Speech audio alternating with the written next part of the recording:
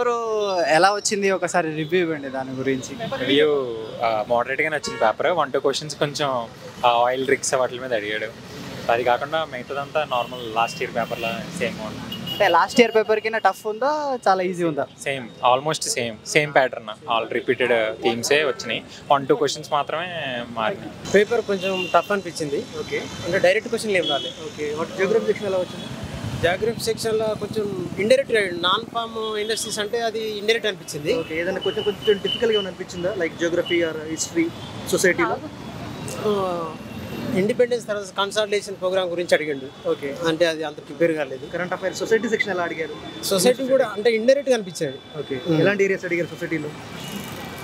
అంటే ఇప్పుడు సడన్గా రీకాల్ అయితే లేదు. నార్మల్గా మీకు అనిపించింది కదా? ట్రైబల్ గురించి అడిగాడు. ట్రైబల్ గురించి ఇప్పుడు ఇంపార్టెంట్ టాపిక్ అది. ట్రైబల్ గురించి అడిగాడు.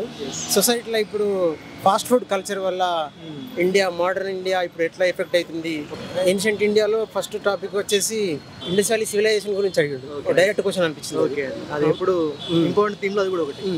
ఇంకోటి మొఘల్స్ లో అక్బర్ దాని గురించి అడిగాడు. వాళ్ళ అడ్మినిస్ట్రేషన్ ఎట్లా ఉండేది సెక్యులర్ గా దాని గురించి కొంచెం టఫ్ అనిపించింది ఎగ్జామ్ వల్ల. ఎన్ని అటెంప్ట్ చేశారు అవుట్ ఆఫ్ 20కి? 20 అటెంప్ట్ చేసి 20 అటెంప్ట్. టైం సరిపోయిందా? 3 టైం సరిపోలేదు. లాస్ట్ మినిట్ కొంచెం రష్ అనిపించింది.